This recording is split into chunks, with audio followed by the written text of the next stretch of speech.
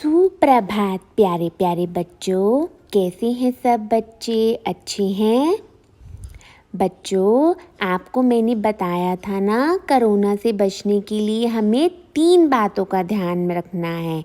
जब भी आप बाहर जाएं तो मास्क पहने।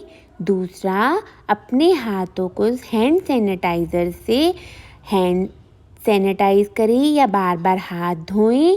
तीसरा, जब भी आप दूसरों के पास जाएं तो 2 गज की दूरी बनाए रखें। तो बच्चों, आज हम अपना पढ़ते हैं वाटिका का पाठ 14 बीज यात्रा।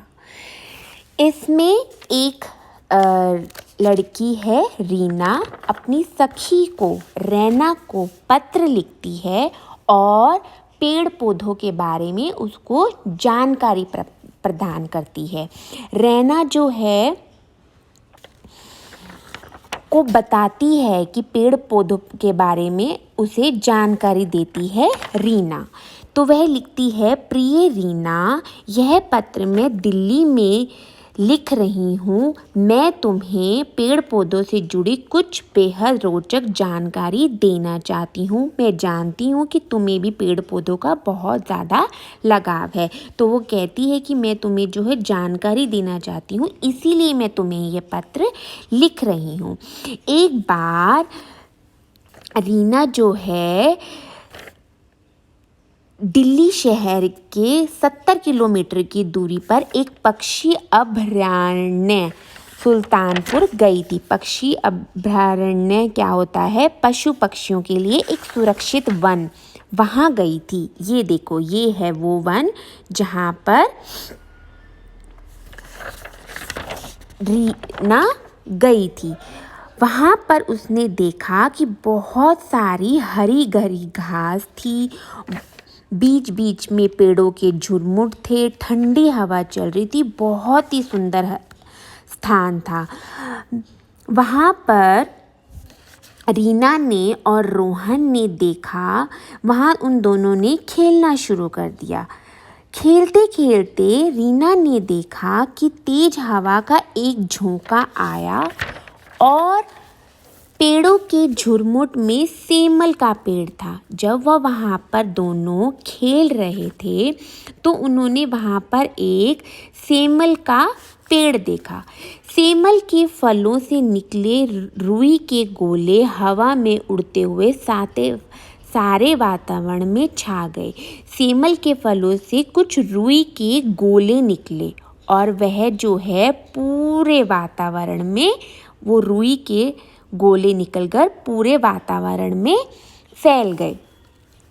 वो गोले बच्चों मानो ऐसे लग रहे थे जैसे दूर दूर तक बिखरी हुई बर्फ़ पड़ी हो।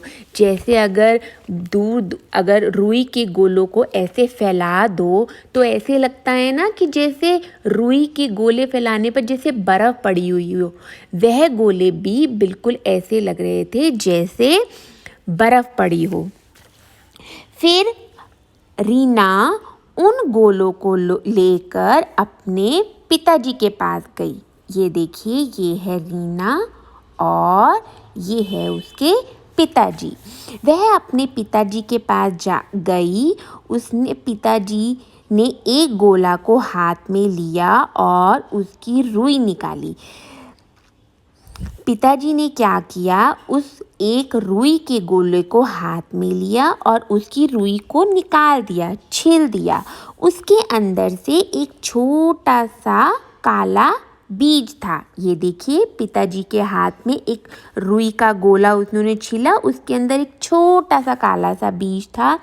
वे हमें सेमल के पेड़ के नीचे ले गए और वो उसे रीना को उसके पिताजी सेमल के पेड़ के नीचे ले गए। उन्होंने बताया कि यह रुई के गोले नहीं है, यह बीज है।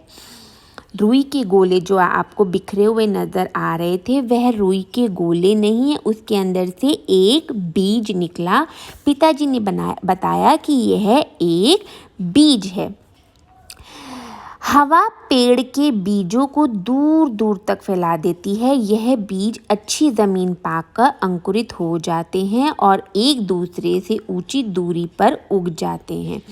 जब ऐसे बीज हवा से लेकर दूर पहुंच जाते हैं, दूर बिखर जाते हैं, अगर इन बीजों को अच्छी पर्याप्त मात्रा में हवा पानी मिले तो वह जो है पेड़ बन जाते हैं।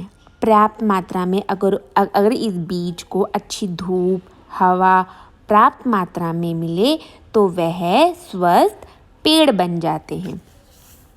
फिर रीना ने अपने पिताजी से पूछा, क्या बीज सिर्फ हवा से ही फैलते हैं? तो उसके पिताजी ने बताया कि नहीं, हवा से तो फैलते ही फैलते हैं, पर हम मनुष्य लोग भी ऐसे बीजों को फैलाते हैं। कैसे? वो पूछती है कैसे? जैसे बच्चों, जैसे आप लोग संतरा खाते हो, ठीक है, संतरा के बीज आप फेंक देते हो, कहीं भी फेंक दिया, आपने संतरा खाया और आपने बीजों को ऐसे ही फेंक दिया।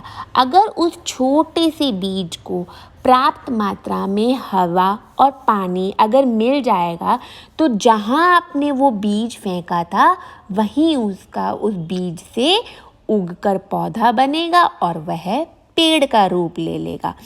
और अगर जैसे आप आम खाते हो ना, और आम की गुठली आप ऐसे कहीं फेंक देते हो, जहाँ आपने आम की गुठली गिराई और वहीं उस जगह को अगर पर्याप्त मात्रा में हवा पानी पर्याप्त मात्रा में मिलता रहा है तो वह जो वहाँ पर आम का पेड़ उग जाएगा।